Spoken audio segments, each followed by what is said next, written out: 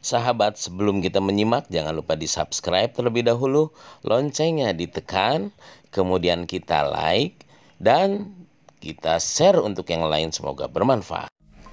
Hai sahabat hebat semuanya, kali ini saya akan mencoba memberikan sebuah, mungkin ini sharing ya, semoga bermanfaat untuk teman-teman dan para sahabat yang luar biasa semua. Ini kebetulan saya berada di Aston Hotel di Tanjung Pinang, di mana saya melihat banyak orang-orang yang bisa berenang atau jago berenang, namun mereka belum tentu bisa tiduran di kolam renang atau di airnya.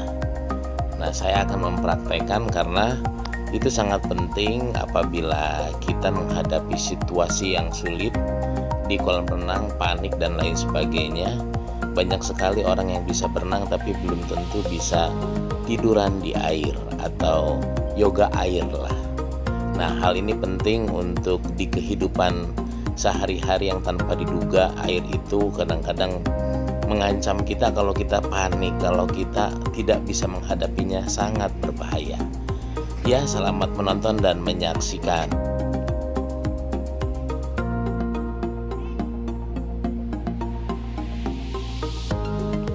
Saya akan mempertunjukkan bagaimana cara kita tenang di dalam air. Artinya kita bisa tiduran, kita bisa bernafas seperti biasanya, bahkan seperti tidur. Kita mencontohkan yang pertama adalah dalam kondisi tenang. Ya, kita tenang, rebahan, dan yakin tidak akan tenggelam. Kenapa? Karena di dalam tubuh kita ada oksigen. Ya, kita memberikan contoh pertama, rebahan dan kakinya langsung diluruskan ke depan. Misalnya, nafas seperti biasa. Kita lihat berapa menit pun tidak apa-apa, bahkan dalam kondisi santai.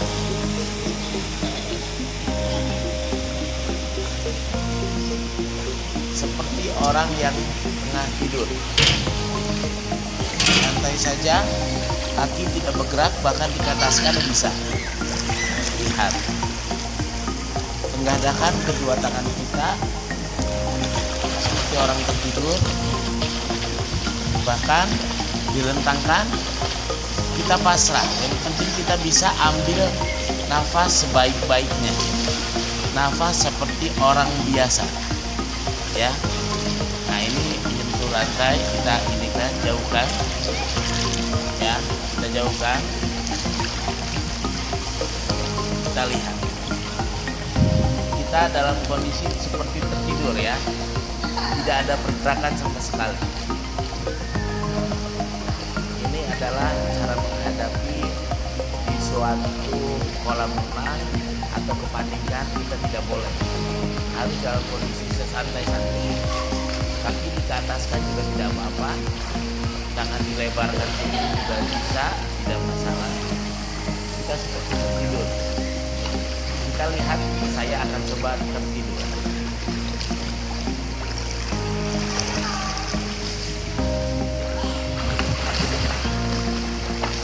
Yang penting nafas sebaik-baiknya. Nafas seperti biasa. Ini mau tidur 1 menit, 50 menit, hingga berjam-jam tidur seperti ini. Kaki kita ke ataskan, perut apalagi kalau kita kecilkan lebih.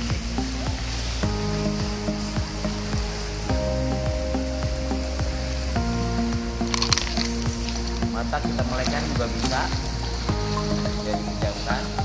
Ya, lebih nikmat lagi kalau ada kacamata renang ya. Ya, sudah cukup jelas Pak Edi? Cukup. Edi sudah cukup jelas? Sudah cukup jelas. Ya.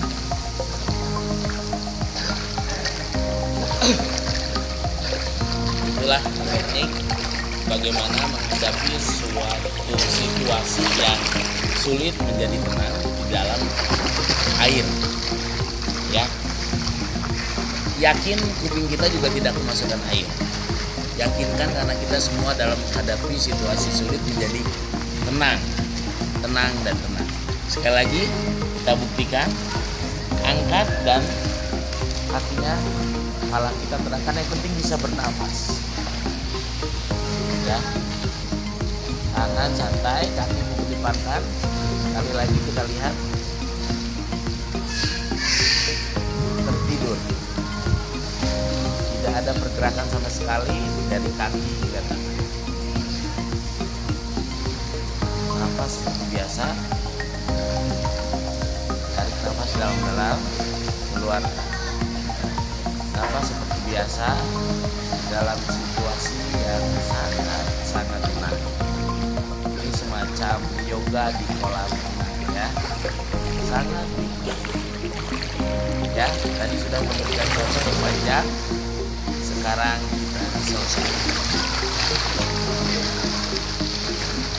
Ya. Terima kasih sahabat. Semoga ini bermanfaat untuk Anda semua. Bagaimana kita menghadapi situasi yang sulit menjadi tenang dan bisa menikmati kolam renang dengan sangat senang. Pak Edi, terima kasih shootnya. Barokah selalu. Semoga bermanfaat.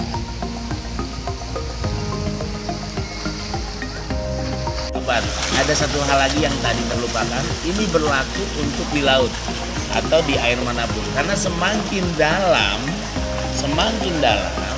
itu air malah semakin ada timbul penekanan untuk keluar. Jadi semakin dalam malah semakin nikmat.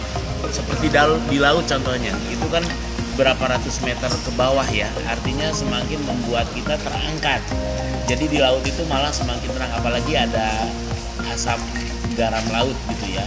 Nah, itu membuat kita semakin menikmati dalam kondisi tidur. Contohnya seperti ini ketinggiannya 1,8 meter.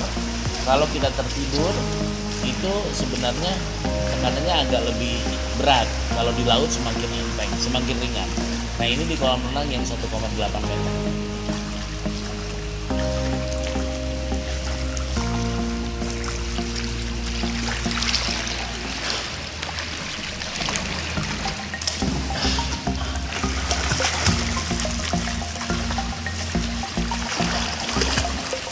Nah, kalau di laut semakin dalam itu semakin enteng, semakin mudah, semakin gampang. Jadi kita jangan panik. Kita harus tenang seperti yoga, nafas seperti biasa. Inilah yang kita lakukan apabila ada dalam satu situasi yang sulit di perairan. Ya, demikian Pak Edi. Terima kasih banyak. Demikian teman-teman, terima kasih sahabat semuanya. Semoga barokah. Terima kasih sahabat sudah belajar bersama, dan sekarang saya akan mengajarkan sahabat saya, Bapak Edi. Barokah selalu.